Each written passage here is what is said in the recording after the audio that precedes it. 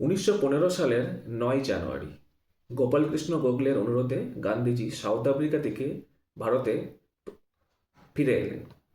ততদিনে বিশ্ব রাজনীতিতে গান্ধী একটি অতি পরিচিত নাম। 1894 সালে নাটাল ইন্ডিয়ান কংগ্রেসের প্রতিষ্ঠা, 1904-এ ডারবানের নিকট ফিনিক্স ফার্ম কিংবা 1910-এ জোহানেসবার্গের নিকট টলস্টয় ফার্মের প্রতিষ্ঠা তাকে অলরেডি আন্তর্জাতিক খ্যাতি এনে দিয়েছিল।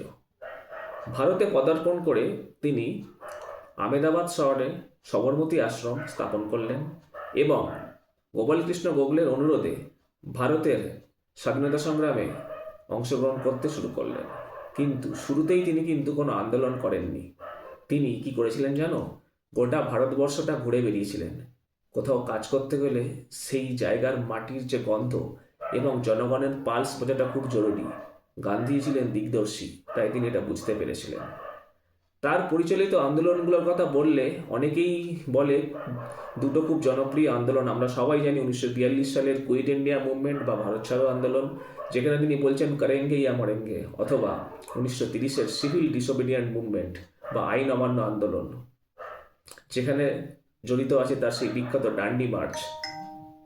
কিন্তু বিভিন্ন কম্পিটিটিভ এক্সামে এইগুলোর বাইরেও বেশ কিছু ইম্পর্টেন্ট জায়গা থেকে বারংবার প্রশ্ন এসছে। তারই কয়েকটি আমি একটু আলোচনা করি। যদি আমায় প্রশ্ন করা হয় গান্ধী পরিচালিত প্রথম সত্যাগ্রহ কোনটা, উত্তর হয় চম্পারণ সত্যাগ্রহ, যেটা গান্ধীজি করেছিলেন 1917 সালে। আবার আমায় যদি বলা হয় গান্ধীজি পরিচালিত প্রথম হাঙ্গার স্ট্রাইক কোনটা, যেখানে গান্ধীজি তার এই অনশন অস্ত্রটাকে প্রথমবার ব্যবহার করেছিলেন, উত্তর হয় 1918-র আহমেদাবাদ হাঙ্গার বিল স্ট্রাইক। আবার ধরো যদি আমায় জিজ্ঞেস করা হয় গান্ধীজি পরিচালিত প্রথম সর্বভারতীয় সত্যাগ্রহ কোনটা, তাহলে কি আনসার হয়? হ্যাঁ, তাহলে আনসার হয় রাওলাট সত্যাগ্রহ। কিংবা আমাকে যদি জিজ্ঞেস করা হয় গান্ধীজি পরিচালিত প্রথম সর্বভারতীয় আন্দোলন যেখানে সমস্ত মানুষ স্বতঃস্ফূর্তভাবে অংশগ্রহণ করেছিলেন, তাহলে কিন্তু উত্তর হয়ে যাবে নন কোঅপারেশন মুভমেন্ট বা অসহযোগ আন্দোলন।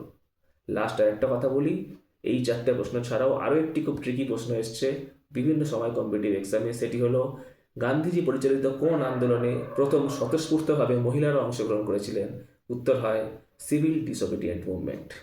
তোমাদের পরীক্ষার প্রস্তুতি যদি আমাদের সাথে এগিয়ে নিয়ে যেতে চাও এবং এই ধরনের গুরুত্বপূর্ণ প্রশ্ন উত্তর জানতে চাও, তাহলে আমাদের নতুন উদ্যোগ যেটা আমরা শুরু করছি 7ই জানুয়ারি থেকে, সেই উদ্যোগে আমাদের সাথে সামিল হও এবং নিচের দেওয়া নাম্বারে আমাদের সাথে যোগাযোগ করো। ধন্যবাদ।